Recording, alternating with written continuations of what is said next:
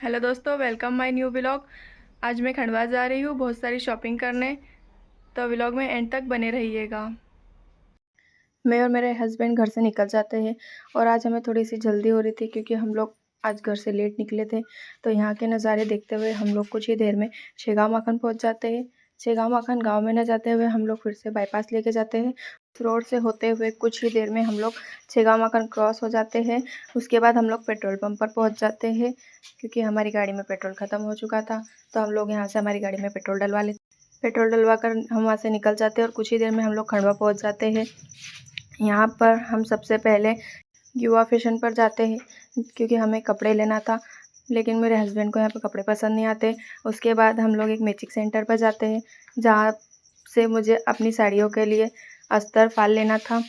उसके बाद दुकान वाले भैया को पैसे देकर हम लोग मंचूरियन खाने आ जाते हैं। मंचूरियन काफ़ी गर्म थे। उसके बाद साइड में ही हमें इडली डोसे का ठेला दिखता है, तो हम यहाँ पर डोसा खाने आ जाते हैं। कुछ देर के इंतज़ार करने के बाद भैया हमारे डोसा बना कर दे देते हैं हमको।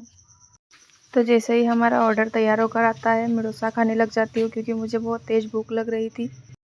उसके बाद हम लोग एक ग्रोसरीज़ की दुकान पर आ जाते हैं जहाँ से घर के लिए कुछ ग्रोसरीज़ का सामान लेते हैं।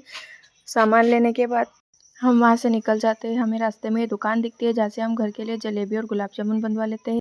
वहाँ से हम लोग घर के लिए निकल जाते हैं। तो दोस्तों, आपको ये व्लॉग कैसा लगा कमेंट में ज़रूर बताएं। तो हम खंडवा से घर के लिए निकल जाते हैं और ये नज़ारे देखते हुए कुछ ही देर में हम लोग खंडवा से बाहर हो जाते हैं और हमें ये गन्ने के जूस वाले भैया दिखते हैं जिनके पास से हम गन्ने का जूस पीकर सीधे घर के लिए निकल जाते हैं। तो दोस्तों, आपको व्लॉग कैसा लगा कमेंट में ज़रूर बताएं। Okay, bye.